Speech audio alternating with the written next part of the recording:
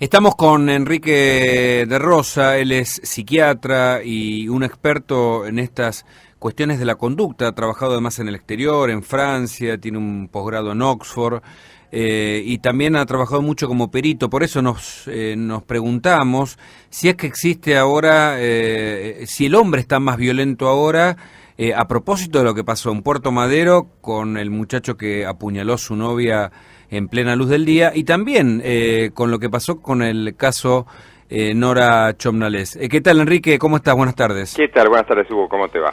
¿Hay un hombre más violento que en otro momento o no? En realidad creo que lo que hay más violento es una sociedad muchísimo más violenta, dentro de la cual obviamente forman parte de los hombres, pero digamos, se están viendo también un incremento de casos de violencia femenina que, claro, son mucho menos evidentes, pasan más por el relato, pasan más por la anécdota y son menos espectaculares, pero en realidad la sociedad se ha vuelto mucho más violenta y entonces es como si, imaginemos que las aguas suben en un lugar que se iba inundando, ya los casos los casos que antes eran aislados hoy se vuelven casos muy notables, y pasan estas cosas, por ejemplo el caso de Puerto Madero, en la cual directamente el pasaje al acto, la reacción violenta pasa a ser un acto casi cada vez más frecuente, cada vez más cotidiano, muy parecido por otro lado, aunque sea en otra área, sea más grave quizás, a lo que por ejemplo ocurre en la accidentología vial, en todos los días, en que la gente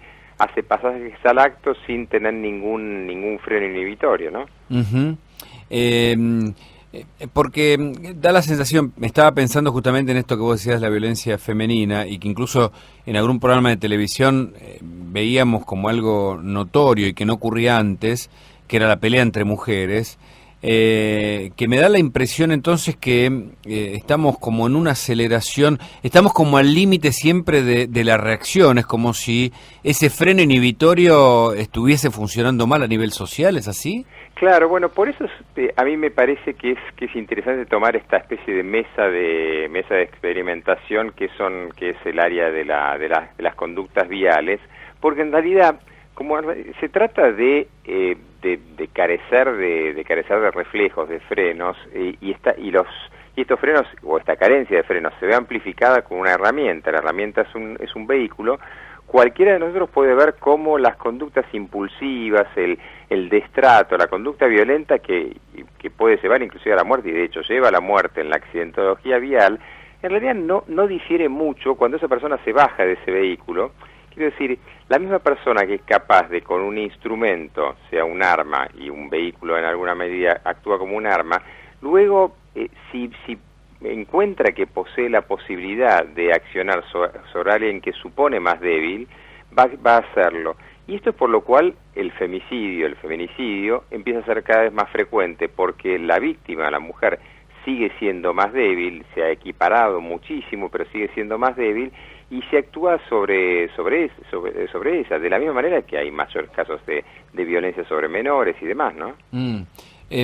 Pensaba, mientras hablabas, justamente a propósito de esto, que por un lado evolucionamos en el sentido de lo inteligente que pueden resultar incluso los dispositivos que nosotros mismos creamos, o la propia educación que lleva a lugares hasta ahora insospechados, pero por otro lado en aquellas cosas que hacen al dominio propio, al freno inhibitorio, parecemos como más primitivos, más animales, es decir, la escena de ese joven apuñalando a su novia, vaya a saber por qué razón, lo muestra como algo muy primitivo al hombre. Estamos, desde el punto de vista psíquico, involucionando. ¿Cabe, digamos, explicarlo así o estoy equivocado? Yo creo que no, en absoluto. Yo creo que estás tocando el punto concreto. En realidad la teoría de que hay incremento de desarrollo tecnológico, si no hay incremento de desarrollo en lo individual, en lo interno, el hombre se va involucionando, es una teoría de la psicología experimental. De hecho es exactamente eso lo que dice, que a medida que vamos avanzando tecnológicamente, si no hacemos un avance equivalente, lo que pasa son conductas regresivas. Era el argumento de una película francesa hace muchos años llamada Mi tío de América, en el cual un experimentador, que de hecho fue Henri Laborit, un psiquiatra, un estudioso de la conducta humana, se había asociado con un cineasta que yo no sé si no era Resnais, y que él mostraba cómo había escenas de conflicto en las áreas laborales. Y eso es algo que también alguien puede ver, el destrato en el móvil, el acoso laboral y demás, cómo cada vez más, en la medida que no tenemos un avance de conductas altruistas, de desarrollo personal, de estos frenos inhibitorios, cuando tenemos más posibilidades y es más fácil agredir al otro, también ayudarlo, ¿no? Pero es más fácil agredir al otro, si no tenemos esos frenos, claramente vamos a hacer un pasaje al acto. ¿Por qué? Porque incrementa nuestra frustración y nos volvemos muy, muy primitivos. Como vos decías, apuñalar a la novia, a la pareja, a una persona X, en un lugar tan público como este, supone que el sujeto ya ha perdido todos los frenos porque no lo hace en un descampado, lo hace en un lugar totalmente en contacto con los demás. Qué interesante y a su vez qué preocupante. Y me quedé con la palabra altruista, porque recuerdo algunos años de donde hice un trabajo social en una iglesia, que eso de hacer algo muy, muy cercano, bueno, uno puede decir como periodista también estás ahí, pero lo haces desde otro lugar, pero digo, el compartir, como se hace en muchos lugares, en muchas comunidades, con otros de manera desinteresada, porque incluso como periodista hasta uno podría decir es un trabajo, me parece como que tiene un valor que finalmente te eleva como individuo y te pone, digamos, un poco mejor. ¿Es posible que os ocurra, digamos, en la formación de cada uno? Yo creo que parte del desarrollo que hemos perdido al endiosar absolutamente al avance tecnológico, pero sin el contrapunto de todo lo que eso lleva por detrás, entre ellos un avance o un desarrollo, llamémoslo interno, espiritual, religioso, el que cada uno quiera ponerle,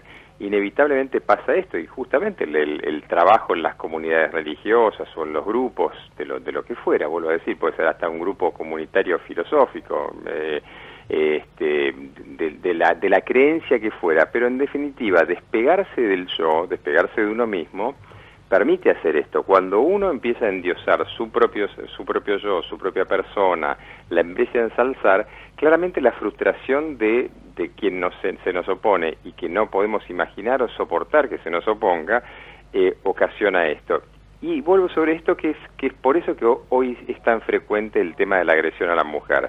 Muchas veces el sujeto cree que está y debiera estar en una situación de completo poder, y cuando es frustrado por un no o por un desacuerdo o hasta por una agresión, no sabe qué hacer más que atacar, porque es como que ha perdido toda otra opción y en gran parte ha perdido la práctica de esa opción altruista que es pensar en el otro. Piensa constantemente en sí mismo, y cuando el otro le dice un no a ese sí mismo, sale de ese ensimismamiento, de ahí viene la palabra, y ataca, que es lo único que sabe hacer. Uh-huh. Qué impresionante. Pienso en imágenes mientras vas relatando esto y te hago la última pregunta. Es decir, es como que en la medida que no dedicamos tiempo a otros o a algunas actividades espirituales o no sé cómo llamarlo, solidarias, vamos corriendo una carrera sin freno, digamos, hacia el yo y hacia la competencia, algo así. ¿Es posible? Creo que podemos volver al ejemplo del auto. En la medida que vos no creas que hay otros que están manejando en la misma ciudad, en la misma calle o la avenida, es decir, inevitablemente que pienses en otros y pienses solamente, que es lo que puede pasar un fin de semana en una autopista, y pienses que solamente sos vos, claramente vas a inevitablemente no poder frenar, porque no, de tanto estar pensándose a uno mismo, uno pierde la conciencia del otro y va en un rumbo de colisión inevitable, ya casi sin pensar en la agresión. Esto es lo grave que creo que está pasando en este momento. No son sujetos malos a priori, sino que son sujetos que han naturalizado la violencia en la medida que existen solamente ellos. Si uno no tiene una práctica de pensar en el otro, claro, el otro desaparece y se vuelve inevitablemente un enemigo. La idea de Sartre, cuando dice el infierno son los otros, era un poco eso. Cuando uno se coloca en el lugar que el otro es un ajeno, inevitablemente es un extraño, inevitablemente es un enemigo, ¿no? Realmente muy interesante y nos deja pensando acerca de esta carrera loca que tal vez estamos corriendo, en la que deberíamos poner un freno, como bien vos decís, pensando en la metáfora, ¿no?, y en la propia realidad vial. para trabajar mucho más psíquicamente y tal vez estar un poco más tranquilos y evitar que este mal, digamos, de la aceleración y de, bueno, del egoísmo, no sé si así es posible llamarlo, no nos termine afectando. Te agradezco mucho el contacto, Enrique. Por favor, muchas gracias a vos por llamarme. Un abrazo. Muy buena tarde, hasta luego. Chao.